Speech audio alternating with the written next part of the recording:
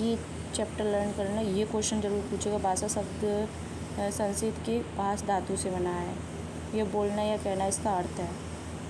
ये रिवाइज कर लेना। पंडित कामता प्रसाद गुरु के द्वारा भाषा व साधन है जिसके मनुष्य के द्वारा भली भांति भाषा के रूप में। ये मौखिक होता है, भाषा लिखित होता है, सांकेतिक, 3 होती हैं हमारी। ठीक है। मौखिक भाषा की सबसे छोटी इकाई ध्वनि है। कौन सी? ये जरूर इम्पोर्टेंट पूछता है ये क्वेश्चन। ठीक है।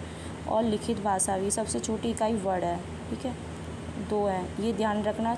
सबसे छोटी इकाई पूछेगा तो मौखिक पूछेगा। मौखिक भाषा की सबसे छोटी इकाई ध्वनि है और लिखित भाषा की सबसे छोटी इकाई वर्ड है। मौखिक और लिखित की वर्ड और ध्वनि। जब भाषा में सबसे छोटी इकाई होती है वर्ड अक्षर है तो ये पूछेगा जरूर। ध्वनि के लिखित के वर्ड है। ठीक है। किस लिपि में? ठीक है, लिपि चिन्ह पूछेगा। ध्वनि के चिन्ह ये क्वेश्चन इसका क्रम भी पूछता है। ध्वनि, वर्ड, अक्षर, शब्द, पद, वाक्य, अवंती। ठीक है, ये देख लेना। इनमें से तो नहीं ये क्वेश्चन पूछता है। और ये पूछेगा वाक्य के अंग कितने होते हैं हमारे? 2 होते हैं। उद्देश्य, विधेय, 2 होते हैं। और उद्देश्य वाक्य के जो वाक्य में जिसके बारे में कुछ कहा जाता है उसे उद्देश्य कहते हैं। जैसे राहुल होशियार विद्यार्थी है। और नंबर 2 अभय परीक्षा हाल में ही बैठा है। ठीक है, ये 2 उदाहरण है, एग्जाम्पल। विधेय में उद्देश्य के बारे में जो कुछ कहा जाए उसे विधेय कहते हैं। जैसे चंडीगढ़ एक व्यवस्थित शहर है। राम ने रावण को मारा। ठीक है, ये हमारा क्या हो गया? विधेय। और उसके बाद अवंती के बारे में लिंग वचन ये पूछेगा, काल पूछेगा। ठीक है। उसके बाद हिंदी भाषा का प्रादुर्भाव 1000 के आसपास माना जाता है। भाषा में परिवार में अनदेखा हिंदी बहुरूपीय भाषा से परिवार से भाषा रहे हैं। ठीक है। हिंदी की फारसी भाषा शब्द हिंदी के जन्म संस्कृत भाषा के सिंधु शब्द से पहला प्रयोग ईरान के निवासियों ईरानियों को, ठीक है, अपभ्रंश लिया है। आर्य भाषा आदि जननी, देव भाषा देववाणी, ध्यान दें। ठीक है। इसके स्वर कितने होते हैं? 8 स्वर होते हैं। अ आ इ ई उ ए ऐ नहीं है, ए ओ। ठीक है। इन्हीं 8 स्वर मूल स्वर कहा जाता है। इन्हीं 8 स्वरों को क्या कहा जाता है? मूल स्वर। आदिकाल हिंदी में 2 नए स्वर आए हैं जो ए और ओ।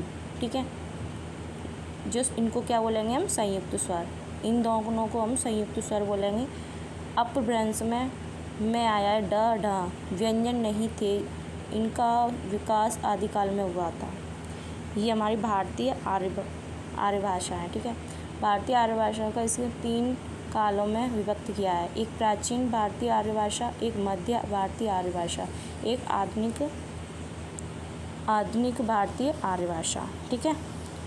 जो प्राचीन भारतीय आर्य भाषा को 1500 से 500 ईस्वी पूर्व तक, इसके नंबर 1 है वैदिक संस्कृत 1500 से 800 ईस्वी पूर्व। दूसरा लौकिक संस्कृत या संस्कृत, ठीक है, और 800 से 500 ईस्वी तक है। मध्यकालीन भारतीय आर्य भाषा 500 से 1000 से।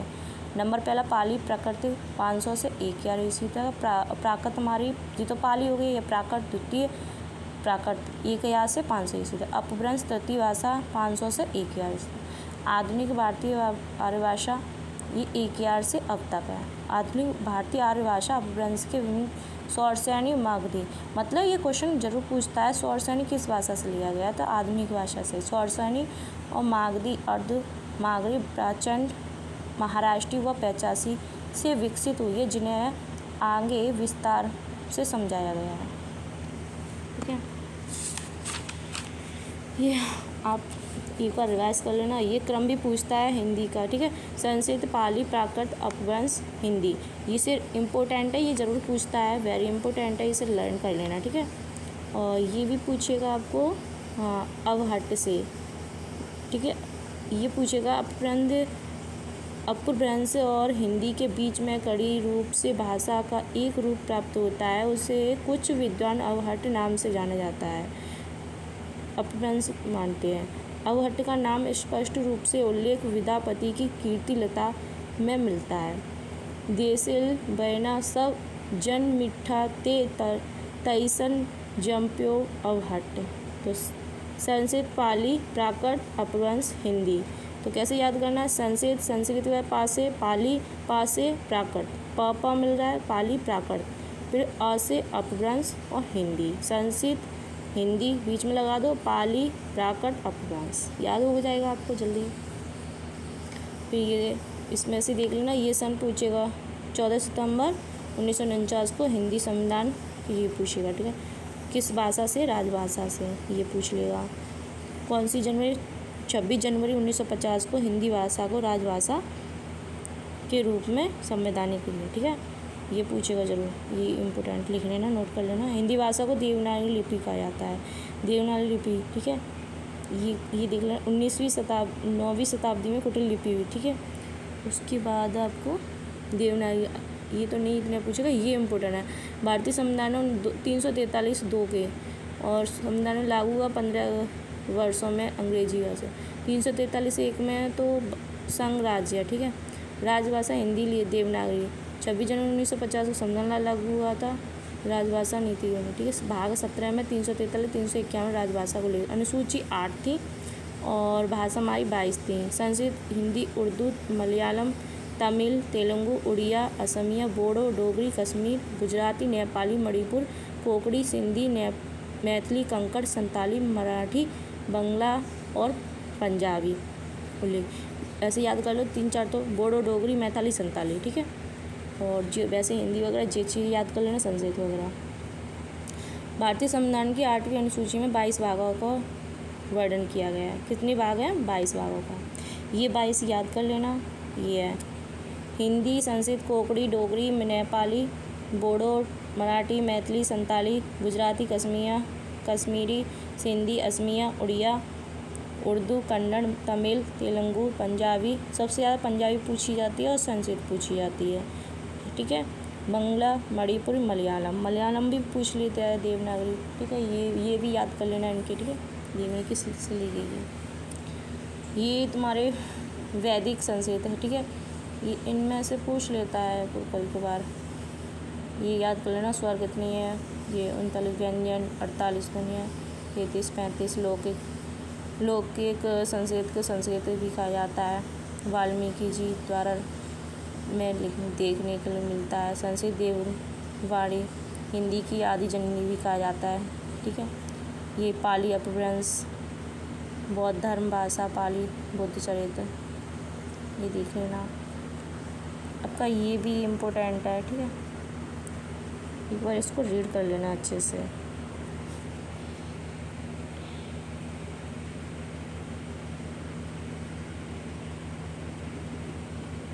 अगर नोट करना हो तो नोट कर लेना, नहीं तो डेली ना इसे 2-4 बार पढ़ना, अपने आप हिंदी हो जाएगी। चलो आपको इम्पोर्टेंट ही करा देंगे।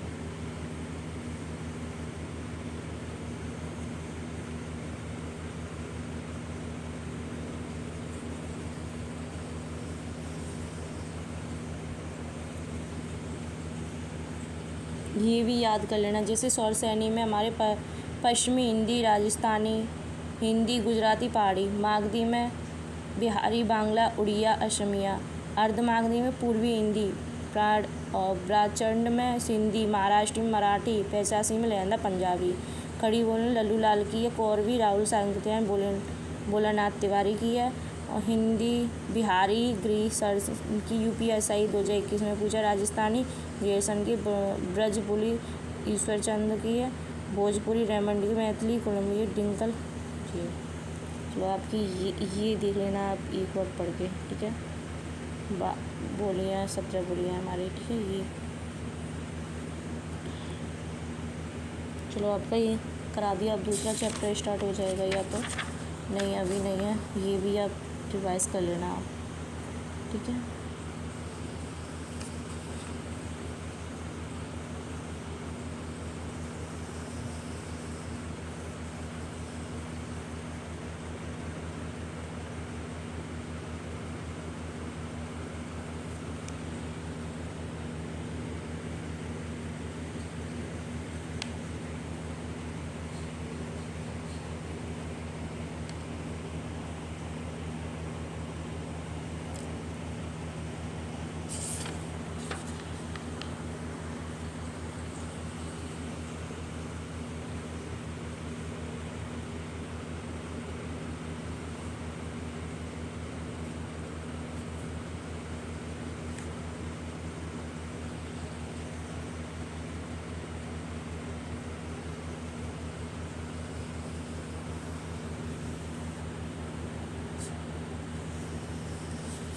ये इतने इम्पोर्टेंट नहीं है, आपको इम्पोर्टेंट ही कराऊंगी, ज़्यादा वैसे नहीं करा रही, ठीक है।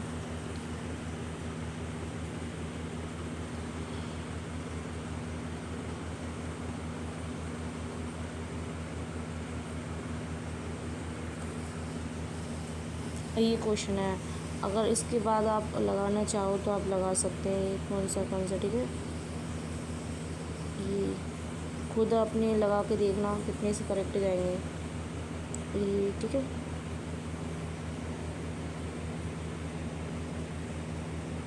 कमेंट में करना कितने करेक्ट गए हैं। पहले तो अपनी आंसर शीट में मत देखना कितने सही जा रहे हैं कितने नहीं, ठीक है। अगर आपने वो पढ़ा होगा, अच्छे से रीड किया होगा तो उसको थ्योरी को, तो आप ये क्वेश्चन आराम से लगा लोगे। आपके पूरे करेक्ट ही जाएंगे, एक आदमी मिस होगा नहीं तो सारे करेक्ट जाएंगे ये क्वेश्चन, ठीक है। आपसे अगर आपने थ्योरी अच्छे से डीपली पढ़ी होगी, मैंने जो कराई है वो पढ़ ली होगी, उसी में से ये क्वेश्चन आ रहे हैं। और यही है प्रैक्टिस, ये 10th में 12th में यहीं से क्वेश्चन आते हैं।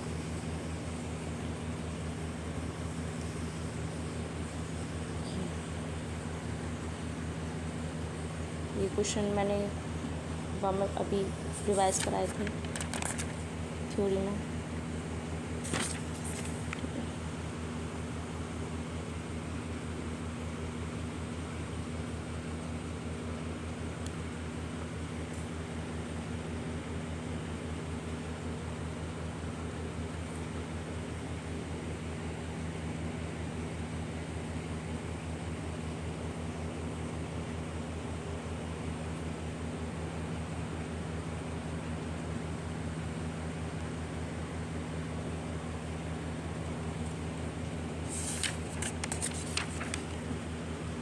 आपको ये सारे क्वेश्चन करा दे रही हूँ। अगर आपने ये क्वेश्चन कर लिए ना तो आपकी प्रैक्टिस बहुत अच्छी हो जाएगी। कभी को हर एक में हिंदी आती है तो सब में आप निकाल दोगे, मतलब 12th में भी हिंदी आएगी तो वो क्वेश्चन पूछेगा कहीं से भी तो आप कर दोगे। और कंपटीशन की तैयारी करें उसके लिए तो ये बुक नोटबुक है ही है। अगर आपने ये अच्छे से रिवीजन कर लिया और ये टेस्ट लगा लिया तो आराम से कर लेंगे।